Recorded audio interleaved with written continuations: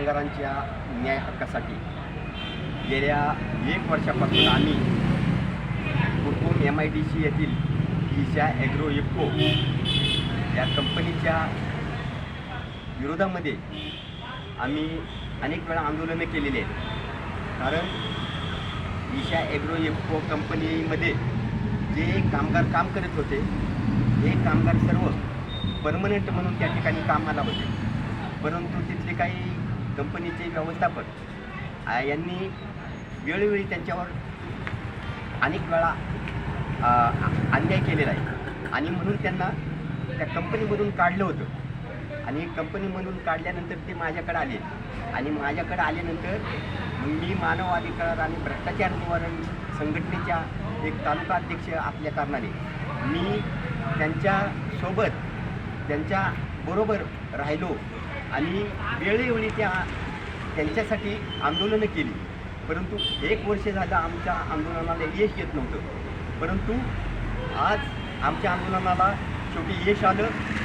आज आमचं ईशा ॲग्रो इफ्को कंपनीच्या समोर 12 ऑगस्ट 2025ला आमरण उपोषण आणि आत्मदहन कार्यक्रम होता, आंदोलन होतं. 15 तारखेपर्यंत जर आम्हाला न्याय मिळाला नसता तर सर्व कामगारांच्या वतीनं आम्ही 15 ऑगस्टला भारतीय स्वातंत्र्य दिनाच्या दिवशी आम्ही सर्वजण सामूहिक आत्मदहन करणार होतो.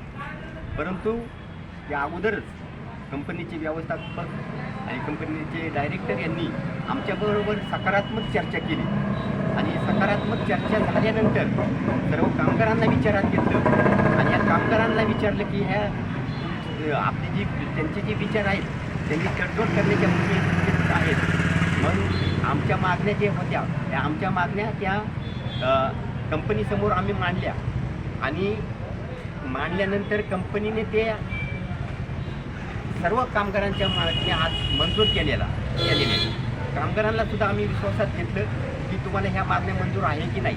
सर्वांनी सांगितलं की आम्हाला सर्व मागण्या मंजूर आहेत आणि आज आम्हाला त्या आंदोलनाला यश आलेलं आहे. बऱ्यापैकी आज आमचं आंदोलन यशस्वी झालेलं आहे आणि म्हणून आमचं जे आजचं जी आमरण उपोषण होतं आजपासून आम्ही आमरण उपोषणाला बसणार होतो आणि 15 तारखेला आत्मदहन करणार होतो. परंतु आमच्या संपूर्ण मागण्याचं निवारण झाल्यामुळं सकारात्मक चर्चा झाल्यामुळं आज आम्ही होणारं आंदोलन या ठिकाणी आम्ही स्थगित केलेलं आहे. एवढंच मी या ठिकाणी सांगतो आणि सर्वांना जाहीर असावं की आजचं आंदोलन आम्ही स्थगित करतो आहे असं एक पत्र आम्ही पोलीस स्टेशनला सुद्धा दिलेलं आहे.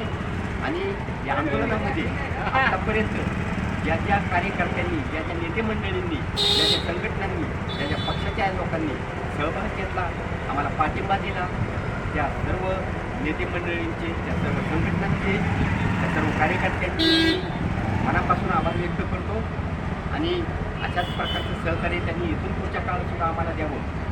आणि ज्या ज्या मीडियानी ज्या ज्या पत्रकारांनी आमच्या या आंदोलनाच्या बातम्या प्रसिद्ध केल्या त्या सर्व पत्रकारांचे मीडियाचे सुद्धा मी खूप खूप आभार व्यक्त करतो. धन्यवाद. जय भीम, जय संविधान.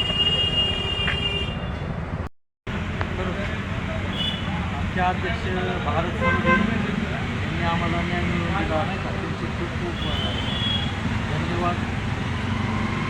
आभार आहे त्यांचे नाही का त्यांच्यामुळं आमचं काम झालं. त्यांना खूप खूप शुभेच्छा. त्यांच्याकडे आम्ही 1 वर्षापासून न्याय मागत होतो. आज अखेर आम्हाला 1 वर्षानंतर न्याय भेटला. अध्यक्षांचं खूप खूप आभार. धन्यवाद. 2025 रोजी माननीय श्री भारत सरदे साहेब यांच्या 1 वर्षाच्या आंदोलनाला आज फळ मिळालं आहे. शाहू फुले आंबेडकर यांच्या चळवळीतले ते ढाणेवाग आहेत. आज आम्हाला ईशा ॲग्रो इफ्को कंपनीने 1 वर्षपूर्वी कामावरून काढलं होतं. आज त्याच्याच कामाचं आज आम्हाला फळ मिळालं आहे. आमच्या ज्या मागण्या होत्या त्या सरदे साहेबांमुळे आज पूर्ण झाल्या आहेत. तर आमच्या अख्ख्या टीमकडून मी त्यांचं आभार व्यक्त करतो. धन्यवाद सरदे साहेब, तुमची आम्हाला भरपूर साथ मिळाली आहे. त्यासाठी मी सरदे साहेबांचा आभार व्यक्त करतो. एवढंच बोलून माझे 2 शब्द संपवतो. जय हिंद, जय भीम, जय भारत, जय संविधान. कारण की आज संविधानाचा विजय झाला आहे. लोकशाहीच्या मार्गाने